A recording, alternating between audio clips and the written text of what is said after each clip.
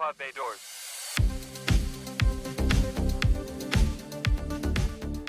Greetings and welcome to another exciting episode of The Cinematic Traveler. I am your intrepid movie exploring host, Chris, and on this episode, it's that time of the month again. Well, not that time of the month again. No, it's time to review a film selected by last month's movie quote contest winner.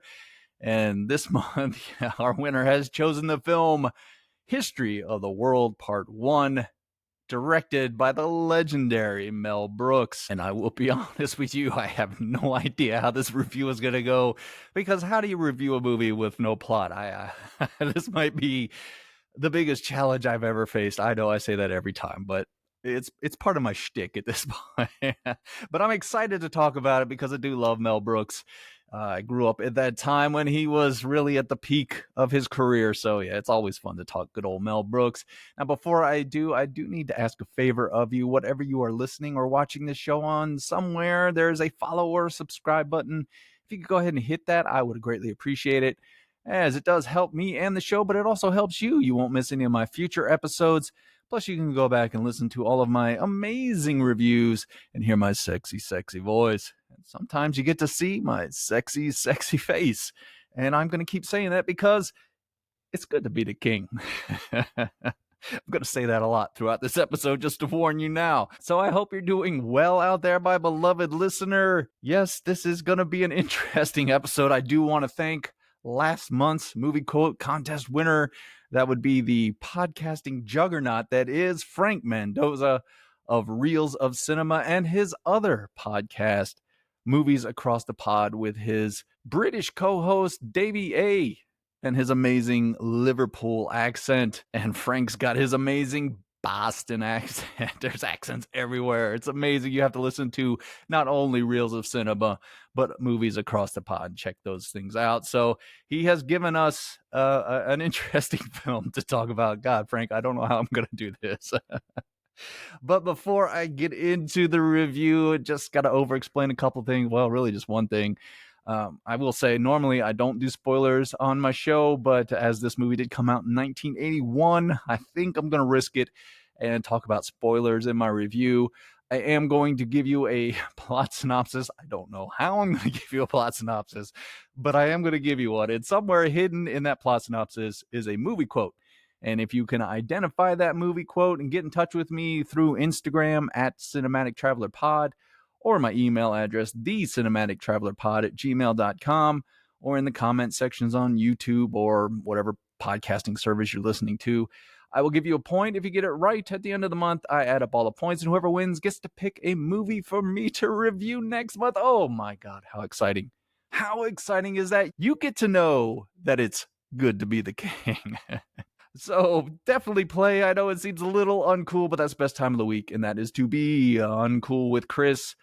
Or if you just listen every now and then, please play, just so I know you're out there as I sit behind my fort of blankets, sweating in this shirt and tie. Why did I choose it? Anyway, let's go ahead and talk about History of the World Part 1. Yeah, it's going to be fun on the bun. And we open the movie with a narration by the legendary Orson Welles, telling us of the dawn of man as apes stand erect to become human beings. And then they proceed to have a circle jerk. So you know what kind of flick you're in for here. We then learn how primitive humans created fire, art, marriage, and weapons. We are then rushed ahead to biblical times as we meet Moses and his commandments briefly. And then the movie jumps ahead again in time to the Roman Empire. We are introduced to Comicus, played by Mell Brooks, a stand-up philosopher, or more commonly known as a bullshit artist, who angers the emperor. And along with Josephus, played by Gregory Hines, they must flee the city with the help of a miracle. After we get another time jump, now we're in the Spanish Inquisition. Nobody expects the Spanish Inquisition. That is not the movie quote, so don't get any points for that. But Mell Brooks takes one of the most horrible and brutal times in human history and turns it into a musical number worthy of Fred Astaire. And the movie ends in 1700s France. Ah, the French. Does anybody get that reference? Anyway, we're at the time of the French Revolution, where King Louis, in all of his arrogance, believes he is the second coming of God. But we know, let me see if I can do this, he's not a messiah. He's a very naughty boy. Hint, hint. The things I do to entertain you. And the people rise up to end his reign. But this king is a step ahead and puts a decoy, an innocent piss boy, on the throne to take the fall for him.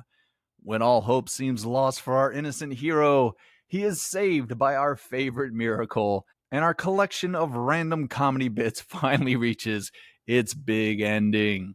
And that, in a nutshell, is History of the World Part 1. How did I do? It was very challenging to try to think of something to say. Like I said, this movie has no plot. It's just a collection of bits, one right after the other. So it was kind of tough to figure out a good way to tell you what this movie is about. It's about insanity. It's about Mel Brooks just being insane for an hour and a half. So that's probably what I should have said. So I have to say, it has been a minute since I've watched History of the World Part 1. It was fun to revisit that. As I mentioned earlier, if you are of a certain age, and I am, unfortunately, time does not slow down, even for us podcasters. But yeah, you are well aware of Mel Brooks. You grew up with Mel Brooks. God, I remember seeing Young Frankenstein and Blazing Saddles, History of the World Part 1, and so on and so forth. So I am well versed in the great Mel Brooks. I am a fan. How can you not be? The guy's so damn lovable. Well, we'll get to that in a minute. Let's just go ahead and dive into this review. We'll start with the positives of History of the World, Part 1. Sounds pleasant. All right, let's start, I guess, with the cast. I mean, good Lord. Mel Brooks is pulling out all the stops with this one. It starts off, like I said, with the narration from Orson Welles, the great Orson Welles. I'm a big fan of his, so it's always cool to hear his deep baritone voice in any kind of narration. Plus, you get a little bit with the theme song 2001, which you all know from the movie, but I know as the song played during the greatest team introduction in college football. Go Gamecocks. But yeah, again, a great way to start the movie.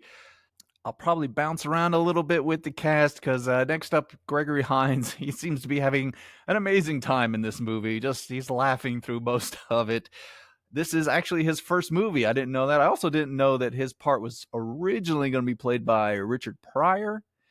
But this is at the time when Richard Pryor had his infamous incident with the flames from his drug habit. So he could not participate. I do think it would have made this movie a bit different to have him in it. But Gregory Hines, if you don't know him, he is one of those actors that when he shows up in something, I'm always like, man, I really like Gregory Hines. I wish he'd have done even more stuff. But he's having a blast with all these corny jokes. Plus, he gets to do his dancing. He's a very famous dancer and tap dancer from, I guess, Broadway. I'm assuming that's where he got his start from. I don't know much about him before the movies, but I know he is a dancer, and him and Sammy Davis Jr. used to tap dance with each other. But yeah, it was really cool to see him just having a lot of fun up there. I think this whole cast just knows what this movie is, so they're having a blast. Someone who definitely knows what this movie is about is another late, great comedic actor, and that is Madeline Kahn. Oh, do we all not love Madeline Kahn? Especially in a Mel Brooks movie. I don't think she's in a whole lot of this movie. She plays the Empress. What's her name? Nympho, I think. But my God, she's so great in this movie. I think every line she says I laughed at. She's got this New York accent. She's chewing on her gum, and she's always got some kind of perverted thing to say. And she's just hamming it up. She knows what to do with Mel Brooks, and she's great.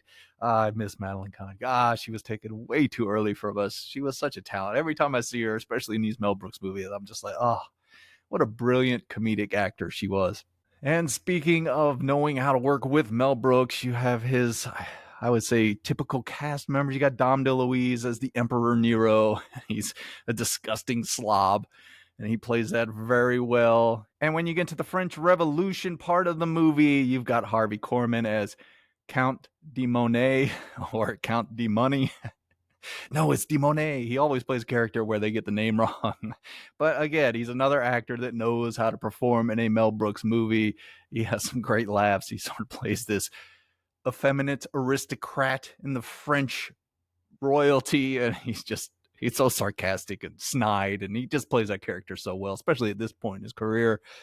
And then, of course, also in the French Revolution part of the movie, you've got Cloris Leachman, who I think she was in probably every Mel Brooks movie. Again, another talented comedic actress, and she's playing this over the top leader of the French Revolution. And we only talk with this. We don't have an accent. We talk like we're in the movies. So there again, that group knows how to work with Mel Brooks because they've been doing it for so many years. So anything he throws at them, they're going to be able to perform. I bet it was such a blast to be on the set of a Mel Brooks movie, especially something like this where they're just cracking each other up. You could tell they're trying to hold back laughter as they're just bouncing off of each other. So it's always fun to see these actors playing against each other. And I mean, I could spend all day listing cast members because Mel Brooks, as I mentioned, he pulls in everybody. There are a lot of great cameos. Early on, you get Sid Caesar, who a lot of you young people, hell, I'm too young to really even know who Sid Caesar was, but he was a pioneer of comedic television. Actually, Mel Brooks used to write for his program. That's sort of how they formed their friendship over the years. He plays the caveman at the beginning of the movie. I gotta say, Sid looks good, man. He got some guns. I was like, man, he's probably been in his 50s in this movie. I was like, man, I don't know what his regimen. This is back in 1981. You didn't see a lot of 51-year-olds with those kind of. I appreciate that now. Going to the gym, it's a lot of work. So anytime I see something like that, I'm like, you go, buddy. But yeah, he's sort of hamming it up, being his typical Sid Caesar self. We'll get into some of the negatives here in a little bit. You also have John Hurt shows up as Jesus. And one of the funnier bits of the movie, I'm going to talk about the jokes here in a second, but yeah, he plays Jesus. He's been in a couple of movies from Mel Brooks. I know he was in Spaceballs, recreating his alien scene, so we all remember that one very well. Hello, my darling. Hello, my round. Hello, my ragtime down. And then I think the best cameo for me in the movie was B. Arthur. She is in the Roman time frame, and she plays the Secretary of Unemployment or whatever. She's handing out the money. That's who she calls Mel Brooks a bullshit. You're a bullshit artist. Did you bullshit today? Did you bullshit last week? And she just got that B. Arthur attitude, and it's priceless. So yeah, all of the performances, for the most part, I'll get into a few that I don't like, but they know what this movie is. I mean, this isn't a highbrow Oscar contender here. This is a stupid Mel Brooks comedy. They know what it is. They're having fun, and that does come across in the screen.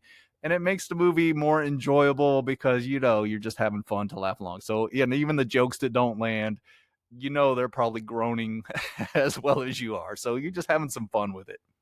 And speaking of hamming it up, I guess we'll talk about the, lead actor of this film, Mel Brooks himself, who wrote and directed and plays three different parts of the movie. No, four different parts because he plays Moses. Oh, the ego on that little man. But he is so funny. And you could tell, again, he's just having a blast playing these characters and saying these dumbass jokes. No, actually, I think he plays five characters. Oh, yeah, because in the Spanish Inquisition, he's the head of the Spanish Inquisition. Oh, my gosh. So, yeah, he's all over the place in this movie. And the guy is a comedy legend for a reason. He knows how to tell a joke. He knows how to milk the jokes. He knows how to break that fourth wall. It's good to be the king. So, you know, he's in command of this film. He's enjoying. I just, you know, all the people out there that love Mel Brooks, you know, you just love Mel Brooks. And when he's on the screen, he just makes you smile just because he's on the screen. Although I will say, maybe I should wait for the negatives, but I'm going to get this one a little early. I always feel like the movies where there's more Mel Brooks in the movie aren't quite his best movies. That's just my humble opinion. But at any rate, he's selling this movie and he's having a good time and he's winking at you through the whole movie. So, I mean, come on, cast top to bottom, they're just having a good time. The next positive film, as I mentioned, it's an hour and a half long, so it zooms right on by. And I guess we'll just go right into the final positive, and why it zooms by is because they're throwing jokes at you from the beginning all the way to the end constantly. And for everyone that misses, there are three more that hit right behind it. So you really got to pay attention. Sometimes you're laughing so hard at one joke, you miss another couple of jokes. So, yeah, and it starts at the beginning with, oh God, when they do the jerking off with the apes when they stand up, I'm like, oh my God, Mel, you're really just setting the tone for this movie with that opening scene. But yeah, there's a lot of goofiness in the Stone Age stuff where they're learning about fire and the one guy already has fire, but they don't understand that they can use that fire. Also, really, I think the best joke to me in the whole Stone Age bit is when they're discovering art, and Orson Welles is narrating this segment how man has created art and is enlightened and stepped above the other creatures in the world because he can create this art. And after the artist is created, came the inevitable afterbirth of the critic. And I couldn't help but laugh at that. Maybe a little too hard, as a matter of fact, but that's a great joke. So there's some goofy sight gags, and they're hamming it up, cheesing it up through that. Oh, and then what other great bits are there? Yeah, you move into Moses with the 15 commandments. I have brought you these 15 commandments. Oh, 10 commandments. That bit will always make me laugh. Every time I see him drop that one stone tablet, and he just goes right into 10, these 10, these 10 commandments. Oh, Mel. Priceless stuff, priceless stuff. Of course, all the Roman stuff, you get a lot of puns where the soldiers are crawling on the street. Look, and they're literally crawling on the street. Another one of the funnier segments is with the eunuch test, where Josephus Gregory Hines is hiding with the eunuchs and they test him. I'm just gonna laugh at that because it's so funny. Because if you haven't seen the movie, I hate to spoil it, but they have like these 4 eunuchs standing there, and they're not supposed to get aroused sexually, but they have this very sexy woman doing a sexy dance in front of each of them. And the Roman guard is like, every time they dance in front of one and the eunuch doesn't react, he goes, definitely a eunuch. And then about a third one, he goes, that guy's dead. And then when they get to Gregory Hines, the feather lifts up in front of him. I'm not explaining it very well, but go watch the movie and you'll see it. It's a very funny scene. Of course, like I said, Madeline Kahn, everything that comes out of her mouth is hilarious. I mentioned John Hurt as Jesus. There is a very brief but memorable segment with the Last Supper, and Mel Brooks is the waiter at the Last Supper, and has a wonderful "who's on first" type of comedy bit, where Mel's like, Jesus. And Jesus goes, yes. Mel looks like, what? Huh? Again, I'm not explaining these jokes very well. I don't know why I do that. It just makes me laugh to think about how great some of these bits are in this movie. The Spanish Inquisition song is amusing and fun, and you could tell Mel's just hamming it up and cheesing it. I think at one point he actually does wink at you in the middle of the song. So he's having a good time. And you get to the French Revolution, which has some great stuff in it. But of course, I don't want to spoil everything for you, but come on. Who can't resist?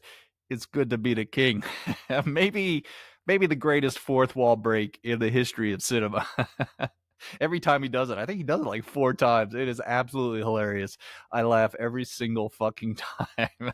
And yes, it's very offensive. I'm not going to lie, because the king is a dirty, dirty man. But when he looks back at that camera and goes, it's good to be the king. How can you not laugh at that? Come on. That's good stuff. That's good stuff. So yeah, this movie's going to throw a bunch at you. One joke right after the other. And you're going to laugh. You're going to laugh unless, and well, let's get to the negatives of History of the World Part 1. Uh-oh, I don't like the sound of that. Unless you are easily offended. If you are easily offended by raunchy humor, then you probably should not watch really any Mel Brooks movie. And this one does seem to be pushing pretty hard on that. It is rated R, so you're going to get a lot of choice words throughout this film. And again, I know generations are a bit different now, so some things you might look at and be like, oh, that's not funny, and instantly turn the movie off. I will say there's some stuff that even I was like, oh my God, I can't believe we thought that was funny back then. There's some sections in the Roman Empire one where it's, I don't want to say if it's mean spirit or not, but they have some gay jokes in there where I was just like, God, I'm glad the world has changed since then. That's why it's good to see these movies, because you can see where we were to where we are now. I'm glad that this doesn't really fly nowadays. But yeah, if you're easily offended, then you're probably not going to like this movie. I'm not going to lie to you. But I will say, for a lot of us who grew up with Mel Brooks, it's because of him that we don't get easily offended by things. And I guess really my final negative for the movie, it's so hard to be harsh on this movie. It is what it is. I mean, come on. But yeah, the jokes are, like I said, they're hit or miss. You're going to get a lot of them thrown at you. And when they miss, they miss. Some of them are really bad. Some of the puns you're just going to roll your eyes at. There is this thing I talked about Sid Caesar, but there are other older comedians. Really, they would be really, really old comedians to some of you that were there at the start of television and start of movies almost, where, yeah, some of their bits are really dated because of their what they were when they were famous. There's that one, God, I want to say it's Charlie Callis, maybe. I've never liked it. He got in with the Rat Pack, I think, with Frank Sinatra and all them, and he always does his jokes with these weird sound effects and shit. That always annoys the hell out of me. It's really goofy, and when he was on, I was like, oh god, let's just skip past that. So yeah, you're gonna get some hit or miss moments with this movie as far as the comedy is concerned. And if you're easily offended, you're gonna have a lot more misses than hits. And like I said, it doesn't have a plot. So don't go into this movie looking for some, substance to the comedy here. It's just Mel Brooks being Mel Brooks. I kind of think of this movie as like if you have a favorite band and you love every song they do, and then the band members go off and do solo albums, right?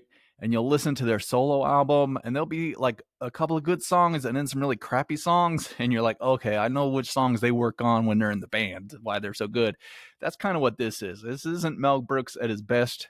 I mean, this falls well short of Young Frankenstein and The Producers and Blazing Saddles. Those are kind of the big three for me on his career. Even High Anxiety, I think this falls a little underneath of that. So you get a lot of Mel Brooks just throwing everything that makes Mel Brooks laugh on the screen. So either you laugh along with it or you don't. Fortunately, I laughed a lot throughout this movie. So my overall thoughts for History of the World Part 1, and as I mentioned, it's not as good as Young Frankenstein. It's not as good as Blazing Saddles. If you've never watched the Mel Brooks movie, I would not start with History of the World Part 1. I would tell you to start with Young Frankenstein. I think that's perfect comedy. However, if you do watch Young Frankenstein and maybe Blazing Saddles and you get a kick out of those movies, or if you watch Spaceballs and you get a kick out of that, then check out History of the World Part 1. Again, if you're not easily offended, I will acknowledge some of those jokes really have not aged well. And I'm glad that those jokes haven't dated well and we've moved past that type of comedy. But overall, if you could skim past those parts, you're going to get so many jokes thrown at you. You're going to laugh at something. Especially if you've got like a 14 or 15-year-old brain, you're going to laugh at a lot of shit in this movie. I think it's worth it for the Moses scene, and it's good to be the king. those are some of the greatest moments in any comedy movie. You're going to have a lot of fun with it. So again, if you haven't seen a Mel Brooks movie, maybe go check out a couple first and then come back to History of the World Part 1. If you're a Mel Brooks fan and you haven't seen this one in a while, go back and check it out. It's on Hulu.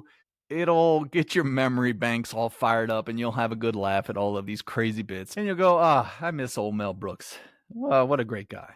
And don't be too harsh on him if you watch this and get offended, because the guy was really one of a kind throughout his career in film. I know he did not take much shit from studios. Can I tell a Mel Brooks story? Hell yeah, I can. It's my show. I can do whatever the fuck I want. It's good to be the king. You may or may not know there's a film entitled The Elephant Man, which is a biography of the Elephant Man who had a condition where he had like, I guess, tumors or growths that made him look, and he was treated like a freak back in the day. And it's a very uplifting story because it shows that he is a human being and all this fun stuff. Well, that movie was produced by Mel Brooks. Now, this is a very serious movie. It was nominated for an Oscar. So Mel, knowing that, did not want his name to appear as a producer because he didn't want people to come into the movie and think that this is going to be one of his comedies. Also, he fought to get David Lynch, an unknown director at the time, to be the director of this film. And in one of my favorite stories of Mel Brooks and what he was like behind the scenes for this movie, for The Elephant Man. All right, I'm going to read this to you here. All right, when Paramount Studios executives were shown a cut of the movie, they wanted the opening and closing surrealistic sequences to be cut. So Mel Brooks looked at them and said, "We are involved in a business venture. We screened this film for you to bring you up to date on the status of the venture. Do not misconstrue this as our soliciting the input of raging primitives." And I just have to relate that because I think that it's hilarious to think a little short Mel Brooks turned into those big, powerful executives and just being like, fuck off, you are morons. This is our movie. We're not changing a damn thing. So, yeah, I know some people will watch movies like this and be like, oh my God, it's so offensive. But the guy really did fight for movies. He loved movies and he's really sharp as a tack. I saw a documentary a couple of years ago. It was before Carl Reiner died because they were good friends. And both of them are in their were in their 90s. He's still Mel Brooks is still alive. I guess he's mid 90s now. I mean, sharp as a tack, funny as hell. I'm like, damn, I wish I could be like that when I'm in my 90s. So I guess that wraps up our review for History of the World Part 1. If you want to call this a review, I don't even know what it was. It was just me on here having fun and honoring last month's movie quote contest winner. Thank you, Frank, again from Reels of Cinema. Go check out his podcast. Also, he has another one, Movies Across the Pod. Go check out both of those podcasts. They're excellent. I dare say they're almost as good as The Cinematic Traveler. And that bar is set pretty high, my friends. Pretty high indeed. So yeah, again, thanks, Frank. I had a lot of fun watching that movie. It has been a while. It was worth it for those scenes and Madeline Kahn. God, I love Madeline Kahn. Wasn't she the best? Maybe that's why I have this particular set of features in a woman that I really like because of Princess Leia and Madeline Kahn. I don't know. Anyway, I'm rambling now. If you're still watching or listening, then I must have done something right. And if I did, if you could please follow, subscribe to the show, I'd appreciate it. Share the show with your friends, family, loved ones on social media. I would appreciate that as well. You can find me on social media. I'm on Instagram at Cinematic Traveler Pod. I also have an email address, thecinematictravelerpod@gmail.com. I am on Twitter and Blue Sky, but I really hardly ever go on there. But please, like I said, subscribe, comment, let me know you're out there. I really would appreciate that. For my next episode, oh, it's going to be a fun one. I am so excited to be traveling back into the universe of Mission Impossible with Mission Impossible Dead Reckoning with Tom Cruise hanging off airplanes and scuba diving and running across buildings. Oh my God. I could already tell you I'm going to love this movie. But you're going to want to come back and listen to me ramble on about that flick in my next episode. And before I go, I just want to thank you for taking the time out of your day to listen to my show. I tell everyone I know I've got the smartest and sexiest audience in all the podcast universe, and you never fail to live up to those high standards. It's good to be the Cinematic Traveler audience member. It doesn't work very well, does it? That's why I do a podcast, and Mel Brooks is a legendary Hollywood icon. But as you are traveling around on this blue and green ball, bouncing through the cosmos, I need you to do one thing for me. Go out there and do that voodoo that you do so well. All right, show's over. I'm tired.